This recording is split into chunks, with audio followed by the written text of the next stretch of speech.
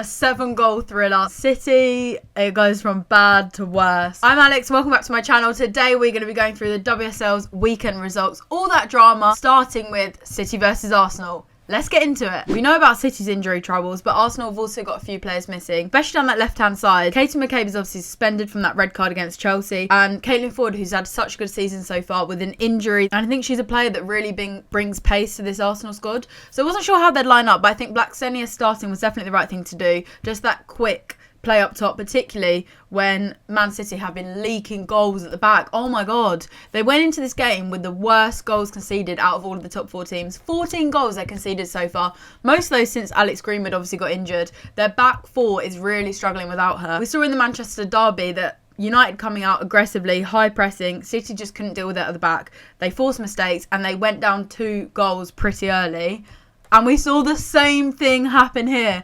Within a minute, Kiara Keating is on the ball, pretty slow to make a decision, pass it to Lyra Alexandra. She turns the wrong side, she takes it inside, and Mariana just nicks it off her and finishes in the bottom corner. It was a mistake from Lyra, obviously, but I just think at the back at City at the moment, they want to play out from the back, but it's just so slow. Sometimes it just needs to go. And then we saw the same thing again happen in the 8th minute. Arsenal were just giving City no space to play out. Yui Hasegawa manages to win it back. She's taking lots of touches trying to play a pass. She doesn't know where to go because there are so many Arsenal players around her.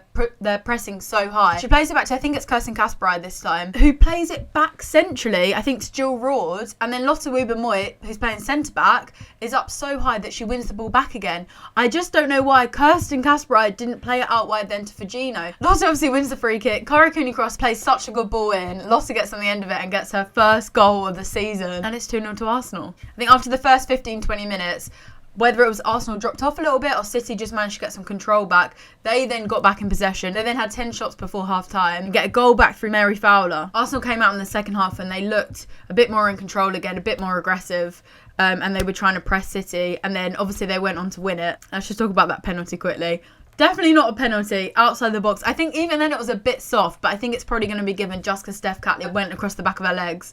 But it was definitely outside the box. But Mary Fowler took it, a great penalty. Miedemar obviously scored against Arsenal. She loves to do that. She is back in such good form, Miedemar. But Arsenal went on to get the job done. Big 4-3 win for Arsenal, which takes them to 2nd in the table. City dropped down to 4th. Moving on to Brighton versus Palace. Brighton went into this having not won a league game since mid-November, where they beat West Ham 3-2. Crystal Palace still obviously sitting right at the bottom of the table in the relegation zone, desperately needing to pick up points. We've seen such good glimpses of football from Palace this season, but they just don't have that squad depth to get them through these games, and they often have conceded late. And it wasn't a great start for Palace in this game either, when in the 18th minute they went 1-0 down thanks to an awful own goal. Lily Woodham passed it back to the keeper, who totally misjudged it, couldn't see in the sun, I don't know what happened, and it just rolled into the back of the net. How rough is this, by the way? Brighton's Maisie Simmons got sent off in the 48th minute on her 22nd birthday. A straight red card for a high tackle. That is not how you want to spend your birthday. One thing I have said about Palace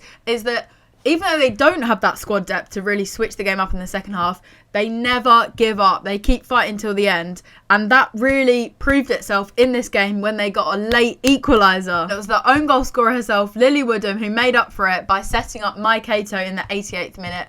An important point for them at the bottom of the table. On to Everton versus Leicester, where Everton scored 4 goals in a home league game for the first time since January 2021. 4 years ago, and 2 of them came from new signing Kelly Gargo. That is a great debut stat. And I think this Tony Payne, Kelly Gargo, Catrice Noyce trio is something special. They were so creative and direct in this game, and I'm so pleased for the 3 of them to get assists and goals between them. Kelly Gargo just looks like that target man now. She's tall, she can bring the ball down, she can create with the players bouncing off of her. This win shoots them right up into the middle of the table. Right, on to Liverpool versus West Ham then. This was not the most entertaining game by any means, but it's always weird when you've already played a team once in the week. Midweek, Liverpool beat West Ham 5-0 in the FA Cup, and the only goal that divided them came from ex-West Ham player Leanne Kiernan. Really clever goal, by the way. Kerry Holland with the ball across, and Leanne just managed to get through the defenders and just give it a little touch with the outside of her foot, just to change the angle slightly to evade the keeper. And that's pretty much all I've got to say about this game. Aston Villa, Chelsea. What a game this was. Aston Villa have never picked up points from Chelsea in the WSL. For Villa, this was obviously their first game with new manager Natalia Arroyo, who I think did a really good job. I felt like Villa were really brave in this game. They defended well.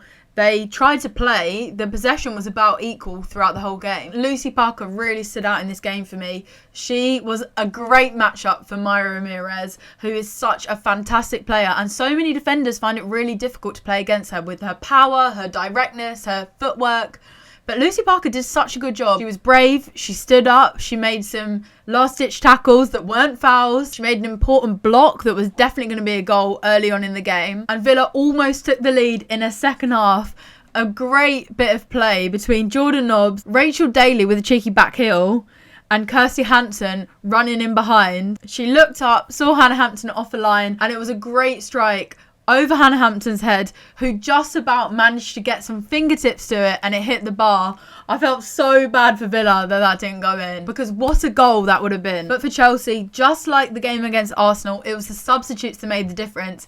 This is the benefit of having that great squad depth. You can bring on players just to get the job done. In the 82nd minute, from a Villa throw, Chelsea won the ball back, and Mayra Ramirez went steaming down that right side.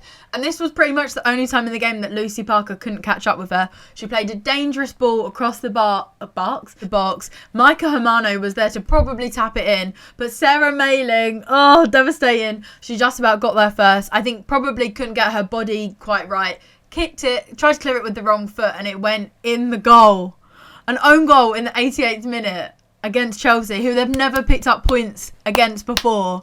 Devastated for them. But that's just what Chelsea do. They just find a way to win these games. Bearing in mind their new signings didn't even play this game. Naomi Gomer I don't think is quite fit yet with that calf injury, and Kira Walsh didn't come on until later into the game. So they remain unbeaten this season, but definitely positive for Villa. I'm excited to see what more they can do under this new manager. Right, let's get down to it then. That 6:45 slot. I love that slot on a Sunday. Manchester United versus Spurs at the Tottenham Hotspur Stadium.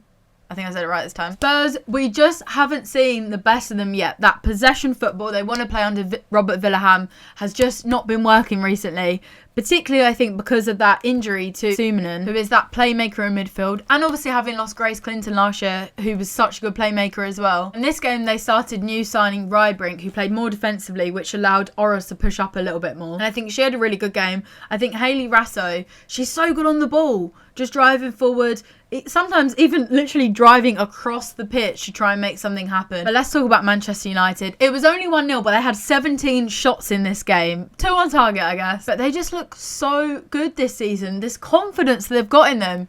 Standout players, Celine Bizet, Jade Riviera, Elizabeth Turland, Ella Toone. They're all just playing with so much confidence. And they got a really early goal in that 6th minute. And that was enough to take all 3 points. This goal, though, we talked about teams that are conceding from consistently trying to play out from the back, making mistakes and conceding goals. But in this build-up, Mai Letitia played a really long ball. Jade Riviera chased it down.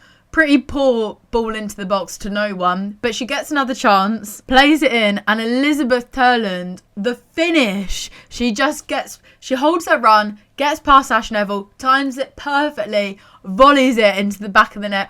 What a goal, and a great performance from Manchester United. They look so good this season. And Spurs, I mean, they're comfortable sitting in that mid-table spot, but I just don't feel inspired by them right now. But the next 2 league games, Arsenal and Manchester City, that's a tough run. Let's round that up with the team of the week. In goal, I'm going Fallon Tullis-Joy. 9 clean sheets this season. At the back, I'm going Lucy Parker, Lotta Woober-Moy, Jade Riviera. In midfield, let's go for Tony Payne, Mariana Caldente, Erin Cuthbert and Celine Bizet. I realise this formation isn't great. Up top, we're going the debutante Kelly Gargo, and either side, Mary Fowler and Arba Fagino. What a squad that is! Make sure you let me know what you think in the comments, and if you enjoyed the video, give it a like. Make sure you subscribe. Follow me on my other socials, and I'll see you later in the week. Bye!